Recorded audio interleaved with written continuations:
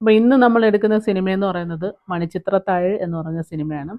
ഈ സിനിമ എത്ര കണ്ടാലും മതി വരാത്ത ഒരു സിനിമയാണ്. ഞാൻ തന്നെ എത്ര പ്രാവശ്യം കണ്ടെന്ന് എനിക്ക് തന്നെ അറിയത്തില്ല. അതുപോലെ ഈ സിനിമ ഞാൻ കണ്ടിട്ടുള്ളൂ. അതുപോലെ തന്നെ നിങ്ങൾ പലരും കണ്ടു കാണും. അപ്പോൾ നമുക്കിന്ന് സിനിമയിലോട്ട് പോകാം. ഈ സിനിമ ഏകദേശം 2 മണിക്കൂറിന് മുകളിലുള്ള ഒരു സിനിമയാണ്. നമ്മളിന്ന് എഡിറ്റ് ചെയ്തിട്ട് അതിന് 1 മണിക്കൂറിനുള്ളിലാക്കിയിട്ടുണ്ട്. പ്രധാന ഭാഗങ്ങളെല്ലാം ചേർത്തിട്ട് 1 മണിക്കൂറിനുള്ളിൽ ഈ സിനിമ കണ്ട് ഫിനിഷ് ചെയ്യത്തക്ക രീതിയിലാണ് നമ്മളിന്ന് എടുത്തേക്കുന്നത്. അപ്പോൾ നമുക്ക് സിനിമയിലോട്ടൊന്ന് പോയിട്ട് വരാം.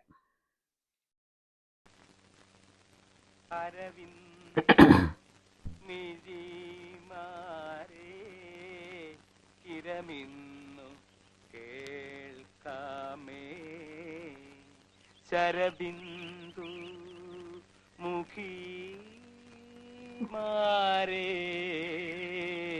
സാധരം അരവിന്ദ മിഴിമാരേ കിരമിന്നു കേൾക്കാമേ. രാഘവോ,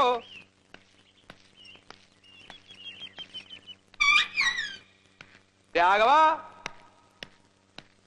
അപ്പോ ഇന്നും നീ ഈ പണി തീർക്കില്ല അല്ലേ രാഘവ? ഇവിടെ എന്താ വല്ല കല്യാണം മറ്റോ നടക്കാൻ പോവാണോ ഇത്രയ്ക്ക് അങ്ങോട്ട് വിസ്തരിക്കാൻ? ദേ, ഈ ഭിത്തിയിലൊക്കെ ആ കുമ്മായിട്ട് 4 വലി വലിച്ചേക്ക. പിന്നെ ഈ തടി സാമാനങ്ങള് അത് ഓടിച്ചൊന്നും മിനുക്കിയേക്ക.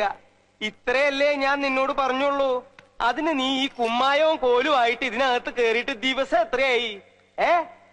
ഈ നാട്ടില് വെള്ളപൂശുകാര് വേറെ ഇല്ലാഞ്ഞിട്ടല്ല. മാടമ്പിള്ളി മേടയില് യക്ഷിയുണ്ട്, മാടനുണ്ട് എന്നൊക്കെ പറഞ്ഞു നടക്കണ പേടിത്തൂറികള് കാലുറപ്പിച്ച് ഇതിനകത്ത് കുത്തില്ല. നീ ധൈര്യമായിട്ട് ഇങ്ങോട്ട് വന്നു, ഞാൻ ധൈര്യമായിട്ട് നിന്നെ അങ്ങോട്ട് ഏൽപ്പിച്ചു. അതിന് നീ ഇപ്പൊ എന്നെ എങ്ങനെ മുടിപ്പിച്ചേ അടങ്ങൂന്നൊക്കെ പറഞ്ഞാൽ അത് വലിയ ബുദ്ധിമുട്ടാ. രാഘവോ, കൽക്കട്ടയിന്ന് ശാരദാമ്മയൊക്കെ ഏത് നിമിഷവും കേറി വരാം. അപ്പോഴും നീ നിന്റെ ഈ കോലുമായിട്ട് ഇവിടെ നിൽക്കാൻ തന്നെയാണോ ഭാവം? ദേ, ഒരു കാര്യം ഞാൻ പറഞ്ഞേക്കാം. ഇന്ന് തീർന്നേടത്തോളം പണി തീർന്നാ മതി. നിർത്തിയേക്ക. ഇനി നീ ഇതും പറഞ്ഞ് ഇതിനകത്ത് ചുറ്റിത്തിരിയണ്ട. ദേ, ഞാൻ കൂലി തരില്ല.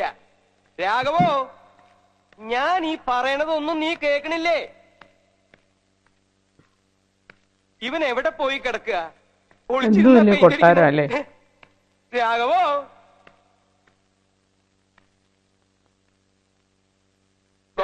ഇവിടെ വരുമ്പോഴാ മട്ടും ഭാവമൊക്കെ മാറുന്നു. രാജപ്പോ, ഗോപാലകൃഷ്ണ, അയ്യോ,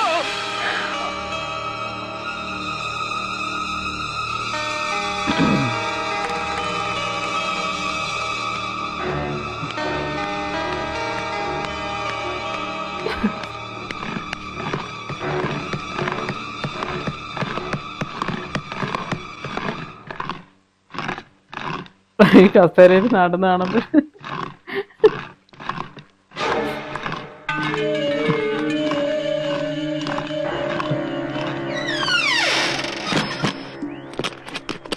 കൊടയോ?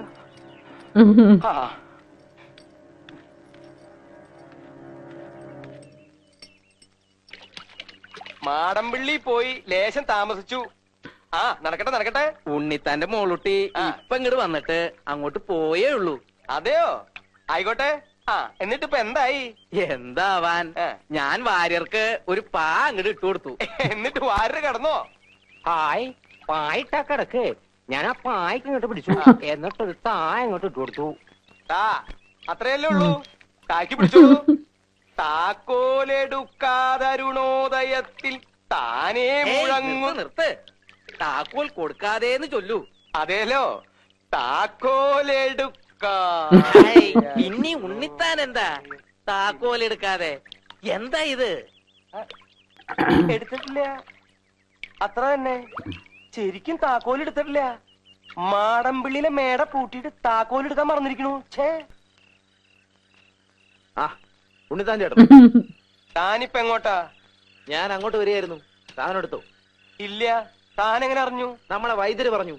എന്നാ പിന്നെ അല്ലി എന്റെ അടുത്തേക്ക് നേരത്തെ ഒന്ന് വിട്ടാ പോരായിരുന്നോ? അതിന് ഞാൻ വീട്ടിൽ പോയില്ലടോ. എങ്കി വാ, നമുക്ക് ഇപ്പൊ തന്നെ പോയത് അങ്ങ് എടുത്തേക്കാം. അല്ല നമ്മളിപ്പോ എങ്ങോട്ടാ പോന്നേ? നിനക്ക് പറയണത് മനസ്സിലായില്ലേ? മാടമ്പിളിയിലോട്ട്. ഈ രാത്രിയിലോ? തൊട്ടി എടുക്കാനെന്നല്ലേ ഞാൻ വിചാരിച്ചേ. നീ അങ്ങനെ ഒരുപാട് വിചാരിക്കണ്ട. ഇങ്ങോട്ട് നടക്കാനല്ലേ പറഞ്ഞത്? ദാസപ്പൻകുട്ടി, എന്താ നിന്റെ നാള്? അതാ നിന്റെ നാള്. പേടി തോന്നുന്നുണ്ടെങ്കിലേ ഒന്ന് പാടിയാ മതി. ഞാൻ ഏതായാലും ഒരു ശ്ലോകം ചെല്ലാൻ പോവാ.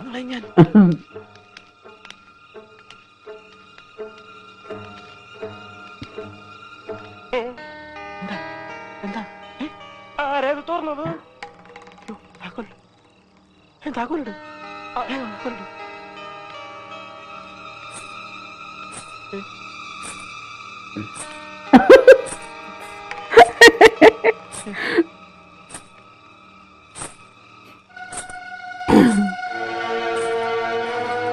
ഗണേഷിന്റെ നല്ല അഭിനയം അതിനകത്ത്.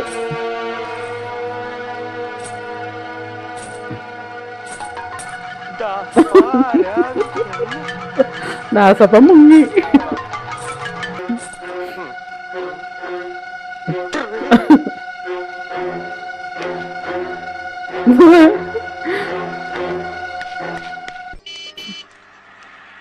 ഈ പെണ്ണിന് ഈ സെറ്റ് സിനിമയിലേ കണ്ടോളൂ, പിന്നെ കാണാനേ ഇല്ല.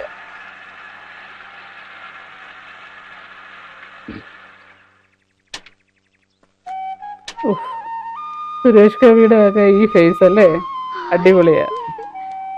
അല്ല ആരൊക്കെയാ ഇത്? ഗംഗേ, അതാ അമ്മാവൻ. കൽക്കട്ടായിന്ന് ശാരദ ചേച്ചിയും മറ്റും എഴുതുന്നല്ലേ കേട്ടുള്ളൂ. താനും പുത്തം വീണ്ടും നാട്ടിലേക്ക് വരുന്നതിന്റെ ഒരു സൂചന പോലും കിട്ടിയില്ല. എവിടെ ബാക്കിയുള്ളവരൊക്കെ എവിടെ? വേറെ ആരുമില്ല അമ്മാവ, ഞങ്ങള് മാത്രമേ ഉള്ളൂ. ഗംഗ ഇന്നലെ ഉച്ചയ്ക്ക് തിരുവനന്തപുരത്ത് വന്നു. രാത്രി കുറെ ഇരുട്ടിയിട്ടാ മാടമ്പള്ളിൽ എത്തിയത്. രാത്രിയില് നിങ്ങൾ രണ്ടു മാത്രമായിട്ടോ? അതെ, മേടയുടെ താക്കോല് കണ്ടതുകൊണ്ട് ആളുണ്ടാവുമെന്ന് കരുതി ഗംഗയെ പുറത്ത് നിർത്തിയിട്ട് ഞാൻ അകത്തൊക്കെ ഒന്ന് കയറി നോക്കി. ആരെയും കണ്ടില്ല. എന്നിട്ട് രാത്രിയിൽ ഒരുപാട് ഇരുട്ടിയത് കൊണ്ട് ഇവിടെ ആരെയും ബുദ്ധിമുട്ടിക്കണ്ടെന്ന് വെച്ചിട്ട് ഞങ്ങൾ ടൗണിൽ പോയൊരു മുറിയെടുത്തു. അല്ല, ഇത് ആരൊക്കെയാ വന്നിരിക്കുന്നത്? കുട്ടി ഞങ്ങളെയൊക്കെ അറിയോ? അതെങ്ങനാ കല്യാണം കഴിഞ്ഞ് ഗംഗയെ നാട്ടിലോട്ടൊന്ന് കൊണ്ടുവരാൻ നകുലന് തോന്നിയോ? അതിൽ ഇയാള് നാട്ടിലോട്ട് വന്നിട്ട് കാലം എത്ര ആയത് ചോദിക്കേ? അല്ല, ഗംഗയ്ക്ക് അവരെല്ലാം മനസ്സിലായോ? ഇത് അമ്മായി, അത് ജയശ്രീ, അമ്മാന്റെ മോളാ. നീ എന്തു പറയുന്നു? ഒത്തിരി അങ്ങ് വളർന്നു പോയല്ലോടി. അല്ലി, ബാസുരക്കഞ്ഞമ്മയുടെ മോളാ.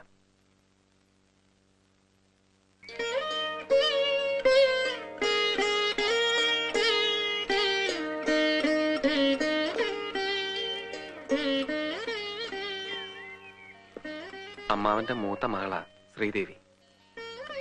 അപ്പച്ചി വന്നിട്ടില്ലേ നകുലേട്ടാ?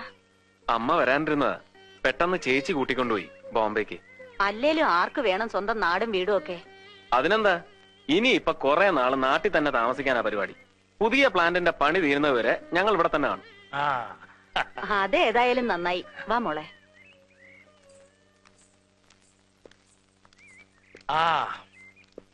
അപ്പോ ഒരു 3-4 മാസം താൻ ഇവിടെ തന്നെ കാണുമെന്ന് സാരം. കഷ്ടിച്ച് ഉള്ള സൗകര്യത്തിന് നമുക്ക് ഇവിടെ കൂടാം. അത് വേണ്ടമ്മാവ, ഞങ്ങൾ മാടമ്പള്ളി താമസിച്ചോളാം. മാടമ്പള്ളി? അതെ, എന്താ? നെടുമുടി വേടവന്റെയൊക്കെ സൂപ്പർ അഭിനയം അതിനകത്തൊക്കെ. നമ്മുടെ തറവാട്ട് വീടൊക്കെ തന്നെ ഓഹരി പ്രകാരം തന്റെ അമ്മയ്ക്ക് അവകാശപ്പെട്ടതുമാണ്. പക്ഷെ ആ വീട് താമസത്തിന് അത്ര നല്ലതല്ല. അത് ചില ശല്യങ്ങളൊക്കെ ഉള്ള വീടാ പണ്ട് മുതലേ. താനും ചെറുപ്പത്തില് ചിലതൊക്കെ കേട്ട് കാണുമല്ലോ. ദുർമരണങ്ങള് പലത് നടന്ന തറവാടാ. അന്യ കുടുംബങ്ങളിൽ നിന്ന് കല്യാണം കഴിച്ചു കൊണ്ടിരുന്ന പെൺകുട്ടികൾക്ക് അവിടെ പാർത്താൽ സ്വൈര്യം കിട്ടില്ല എന്നാ വിശ്വാസം. ഗംഗ അന്യ കുടുംബത്തിൽ നിന്ന് വരുന്ന പെണ്ണാ. അതൊക്കെ പഴയ കാലത്തെ ഓരോ വിശ്വാസങ്ങളല്ലേ അമ്മാവ, അതെല്ലാം ആരാ ഇപ്പൊ നോക്കുന്നത്? അല്ല, ഞാൻ പറഞ്ഞു വെച്ച് താൻ പരിഭ്രമിക്കൊന്നും വേണ്ട. ഇപ്പോ തന്റെ തീരുമാനം അവിടെ താമസിക്കണം എന്നാണെങ്കിൽ അതങ്ങനെ ആയിക്കോട്ടെ. മോളിക്ക് വന്നേ. എവിടെയായിരുന്നു? വെറുതെ മോള്. ഇതൊരു പഴയ തറവാടായതുകൊണ്ട് ഇവിടെ ചില വെച്ചാരാധനകളൊക്കെ ഉണ്ട്.